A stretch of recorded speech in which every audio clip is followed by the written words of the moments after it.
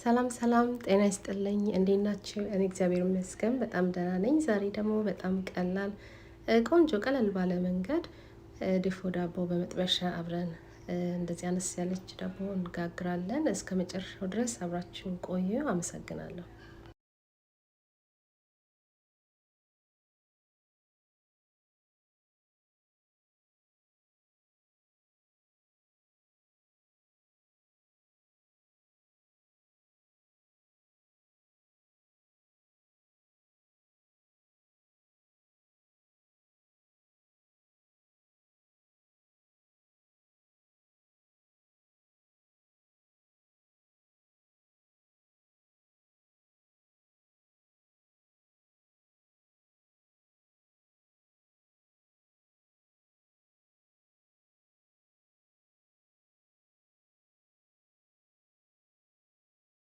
ጎድጓዳ ሳህን አዘጋጅተን እዚህ ጋር 2 የሾርባ ማንኪያ ስኳር፣ 1 ሻይ ማንኪያ ደረቅ እርሾ፣ ውሃና ትንሽ ዘይት ካረኩ በኋላ በደንብ አድርጌ ደባልቀውና ኩፍ እንዲል ለአንድ 20 ደቂቃ የሚሆን አስቀምጠዋለሁ።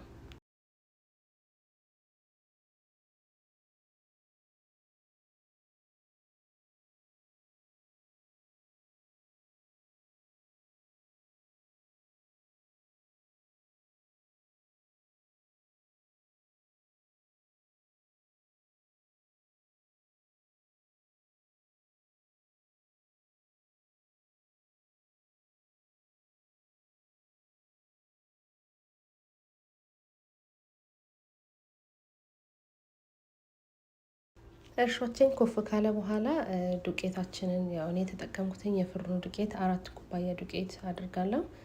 ትንሽ ጨው እና 1 የሾርባ ማንኪያ ቤኪንግ ፓውደር ካረኩ በኋላ እርሾውን በጥብጠን ያዘጋጀነው እርሾ እናድርግና በደንብ እሽት አድርገን እናቦከዋለን።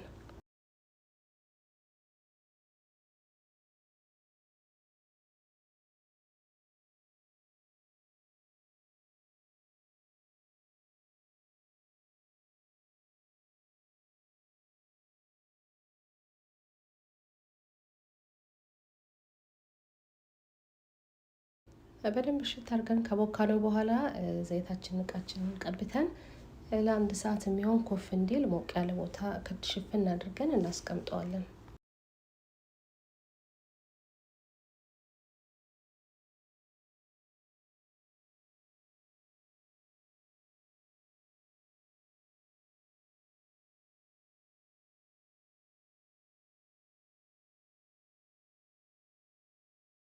ከአንድ ሰዓት በኋላ ያው እንደዚህ ቆንጆ ሆኖ ኮፍ ብሎ ወደ ላይ መጥቷል። የምጋግርበት መጥበሻ ድስት ወይም መጥበሻ ላይ አድርጌ በደንብ አስተካክዬ ጠፈጥፈዋለሁ።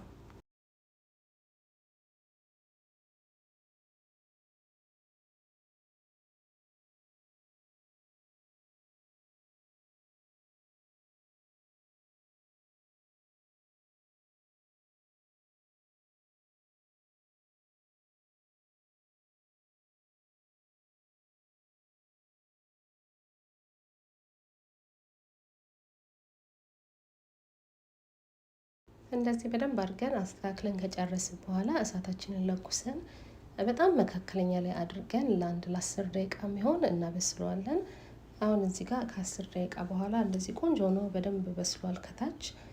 ከዛ የዚህ ከላይ ያለውን ደግሞ ገልብጬ በጣም እሳቱ ቅንስ እንዳረግነው ለ5 ደቂቃ የሚሆን እናበስለዋለን።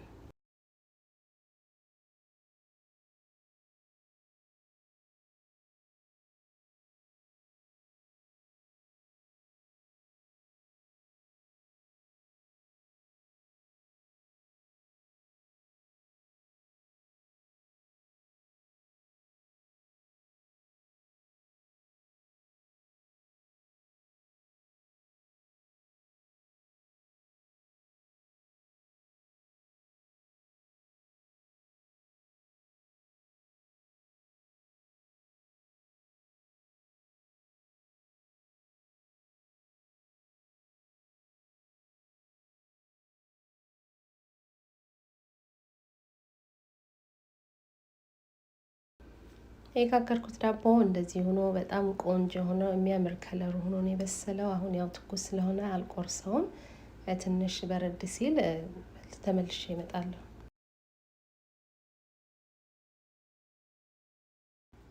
አሁን በርዷል። በጣም ቆንጆ ነው፣ ብርድ ብሏል። እና ቆርጬ ደግሞ ውስጡን አሳያቸዋለሁ። እኛ የእውነት በጣም ወደነው ነበር የተመገብነው። በሻይ ለመክሰስ ይሆናል፣ ለቡና ቁርስ በጣም የሚጣፍጥ ዳቦ ነበር እና ሞክሩት። ስለ ጊዜያችሁ በጣም አመሰግናለሁ። በሌላ ጊዜ እስከምንገናኝ ደህና ሁኑ ባይ